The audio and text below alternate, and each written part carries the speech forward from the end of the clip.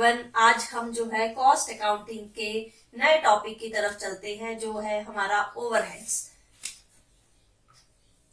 Overheads का मतलब क्या होता है कि इसमें जो है हर तरह के इनडायरेक्ट खर्चे जो है शामिल किए जाते हैं, उनको ही हम जो है ओवरहेड्स बोलते हैं। चाहे वो इनडायरेक्ट मटेरियल हो, इनडायरेक्ट लेबर हो या इनडायरेक्ट अदर एक्सपेंसेस हो, तो वो सारे हमारे जो है ओवरहेड्स में इंक्लूड किए जाते हैं।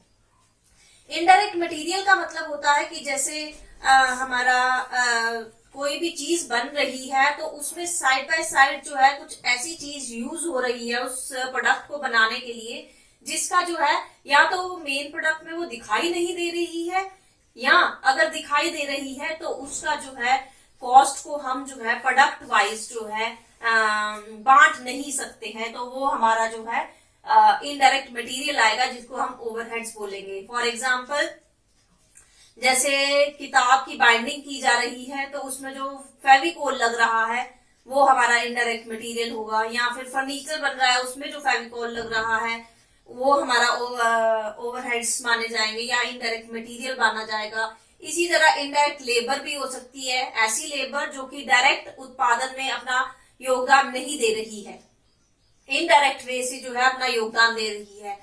जो तो मजदूर काम कर रहे हैं फैक्ट्री में वो तो आपके डायरेक्ट लेबर आएंगे, लेकिन जो एज अ सुपरवाइजर या फिर एज आपका जो वॉचमैन है वो काम कर रहे हैं, तो उनकी सैलरी को हम जो है इनडायरेक्ट लेबर में शामिल जो है करते हैं और उनको जो है हम ओवरहेड्स बोलते हैं।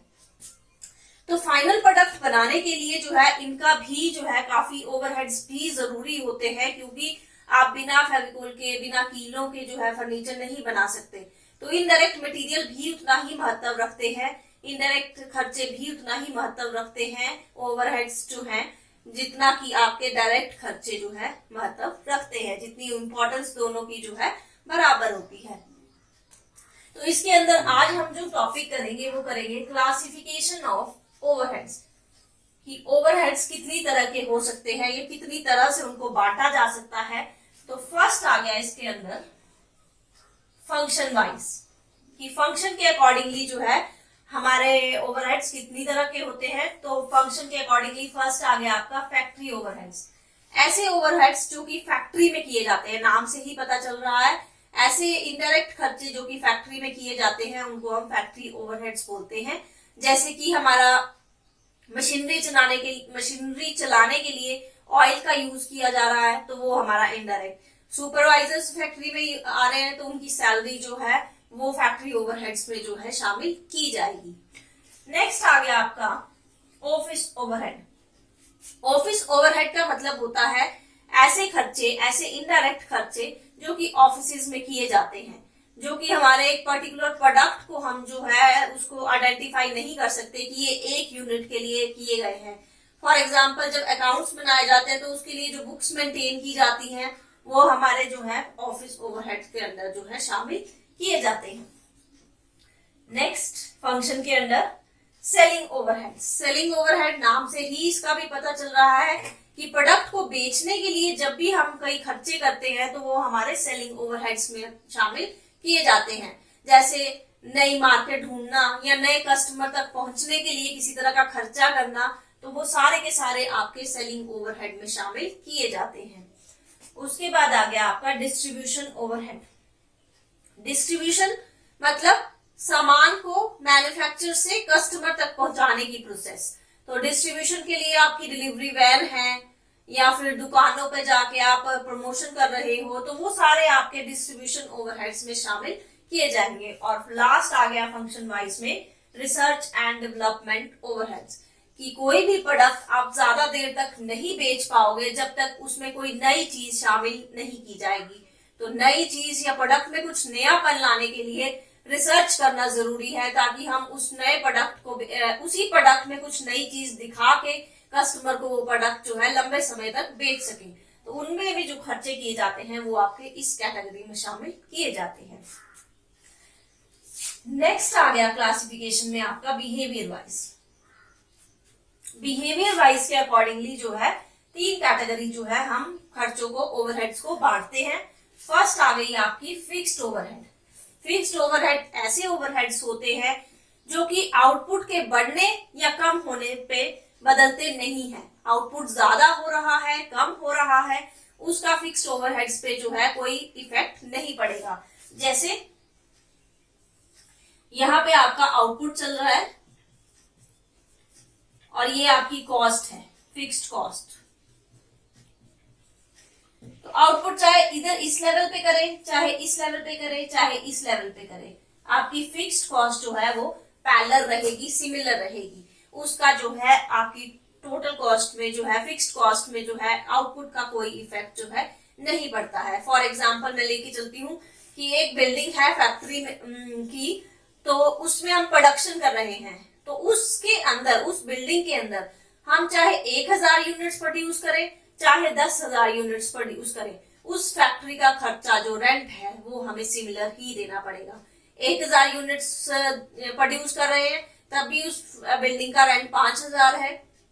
10,000 यूनिट्स प्रोड्यूस करते हैं तब भी उस बिल्डिंग का रेंट जो है 5000 ही रहेगा।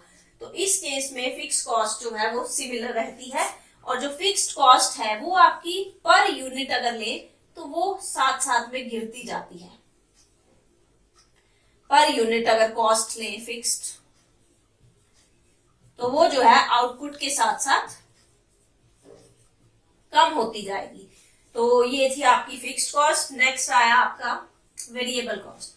वेरिएबल कॉस्ट आपकी वो कॉस्ट होती है जो कि आउटपुट के अकॉर्डिंगली बढ़ती और कम होती है। आउटपुट 1 यूनिट का कर रहे हैं तो वेरिएबल कॉस्ट उसके अकॉर्डिंगली होगी। अगर 10 यूनिट का कर रहे हैं तो वेरिएबल कॉस्ट उसके अकॉर्डिंगली होगी। मान लो हम ये पेन बना रहे हैं अगर, तो इसकी जो स्ट्रक्चर होगा, अगर एक पेन बनाना है तो एक स्ट्रक्चर की कॉस्ट लगेगी, अगर 10 पेन बनाने हैं तो 10 स्ट्रक्चर की कॉस्ट लगेगी। तो ये जो है वेरिएबल कॉस्ट जो है हमारी आउटपुट के साथ साथ जो है इंक्रीज होती जाती है। जैसे जैसे आउटपुट बढ़ता जाएगा वेरिएबल कॉस्ट हमारी जो है इंक्रीज। ये वेरिएबल कॉस्ट आ गई आपकी, ये आउटपुट आ गया। तो वेरिएबल कॉस्ट जो है अकॉर्डिंग टू आउटपुट, आउटपुट यहां था तो वेरिएबल कॉस्ट ये थी, आउटपुट यहां हुआ तो वेरिएबल कॉस्ट आपकी ये होगी। तो जैसे जैसे आउटपुट बढ़ता जाएगा वैसे वैसे वेरिएबल कॉस्ट भी आपकी जो है इंक्रीज होती जाएगी। लेकिन वेरिएबल कॉस्ट जो है आपकी अगर पर यूनिट की बात करें तो वो पैरेलल जो है रहती है। मतलब 1 यूनिट बनाया, एक पेन बनाया, इसकी बॉडी जो बनाई उसकी कॉस्ट अगर 5 रुपए है, 10 बनाएंगे तब भी पर जो इसका पेन की बॉडी का कॉस्ट पड़ेगा वो 5 रुपए ही पड़ेगा, चाहे 1 बनाएंगे चाहे 10 बनाएंगे। तो ये पर यूनिट कॉस्ट जो वेरिएबल रहती है, जो वेरिएबल कॉस्ट पर यूनिट है वो आपकी जो है आउटपुट के साथ साथ चेंज नहीं होती है। और नेक्स्ट आ गया आपका सेमी वेरिएबल कॉस्ट। ये जो है फिक्स्ड और वेरिएबल कॉस्ट का मिक्सचर होता है। मिक्सचर होने का मतलब कि एक पर्टिकुलर लेवल तक जो है ये कॉस्ट सिमिलर रहती है, उसके बाद अगर प्रोडक्शन और बढ़ा दिया जाता है तो ये कॉस्ट जो है हमारी बढ़ जाती है। एग्जांपल देती हूं इसका, आउटपुट और सेमी वेरिएबल कॉस्ट। जब हमने जो है एक बिल्डिंग रेंट पे ली जिसका रेंट जो है 5000 रुपए था, उसमें हम 10,000 यूनिट्स जो है प्रोड्यूस कर रहे हैं।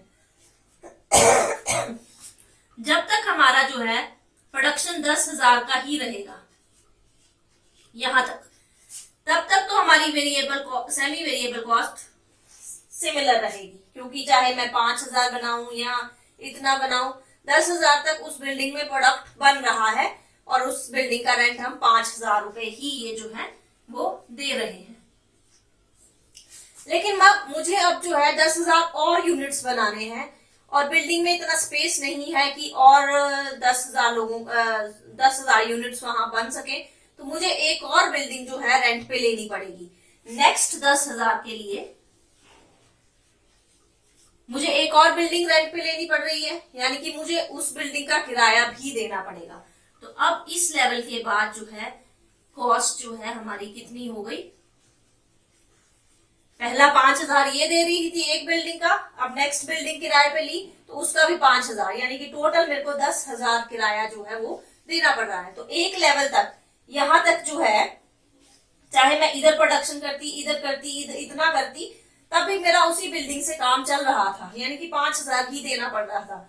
लेकिन एक पर्टिकुलर लेवल के बाद जब मैंने प्रोडक्शन और बढ़ा दिया तो उस बिल्डिंग में स्पेस नहीं बची और मुझे एक और बिल्डिंग रेंट पे लेनी पड़ गई, जिसकी वजह से मुझे 5,000 का किराया जो है और देना पड़ा। तो वो हमारा सेमी वेरिएबल कॉस्ट जो है माना जाएगा। अब नेक्स्ट क्लासिफिकेशन के अंदर आया एलिमेंट वाइज। एलिमेंट वाइज भी 3 कैटेगरी वैसे मैं बता चुकी हूँ। ये इनडायरेक्ट मटेरियल एग्जांपल दिया था मैंने कि फर्नीचर में जो फेविकोल लग रही है वो दिखाई नहीं दे रही है, तो कितनी लगेगी हमें नहीं पता। यहाँ ड्रेस मटेरियल बना रहे हैं तो उसमें धागा यूज हो रहा है, वो कितना लगेगा नहीं पता और दिख भी नहीं रहा है, तो उसको हम इनडायरेक्ट मटेरियल में शामिल करेंगे। इनडायरेक्ट लेबर में आपका जैसे वॉचमैन हो गया, सुपरवाइजर्स हो गए, जो कि डायरेक्ट प्रोडक्शन में कंट्रीब्यूट नहीं कर रहे हैं।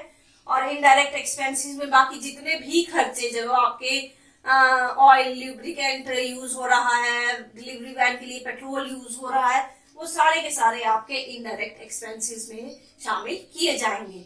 और लास्ट एलिमेंट आ गया आपका कंट्रोल वाइज, कि क्या हम ओवरहेड्स को कंट्रोल कर सकते हैं। उस कैटेगरी में 2 तरह के ओवरहेड्स होते हैं। पहला आ गया आपका कंट्रोलेबल ओवरहेड्स, ऐसे ओवरहेड्स जो कि कंट्रोल किए जा सकते हैं, मींस वो कंपनी के डिसीजन पे डिपेंड करते हैं। कंपनी चाहे तो उन ओवरहेड्स को कंट्रोल कर सकती है। जैसे सुपरवाइजर का टाइम जो वो वेस्ट ना करे, या वर्कर्स के ऊपर जो है सुपरवाइजर रख के हम ये देखते हैं कि वर्कर्स कहीं टाइम वेस्ट तो नहीं कर रहे हैं, प्रोडक्शन ना करके वो कैंटीन में तो नहीं बैठे हैं, तो उसको हम कंट्रोल कर सकते हैं। और दूसरा आ गया आपका नॉन कंट्रोलेबल ओवरहेड्स, ऐसे ओवरहेड्स जो कि संस्था के डिसीजन मेकर्स के हाथ से बाहर होते हैं, जैसे कि भूकंप आने की वजह से कोई नुकसान हो गया, ऐसे ओवरहेड्स करने पड़ गए, हमारा सामान खराब हो गया, तो उसको हम नॉन कंट्रोलेबल ओवरहेड्स कहते हैं। तो ये था आपका क्लासिफिकेशन ओवरहेड्स की, कि किस बेसिस पे बांटा जा सकता है। अगर इसमें कोई पॉइंट आपको समझ नहीं आया है तो आप जो है मुझे कमेंट सेक्शन में लिख दीजिए, मैं उस पॉइंट को फिर से क्लियर कर दूंगी। Thank you.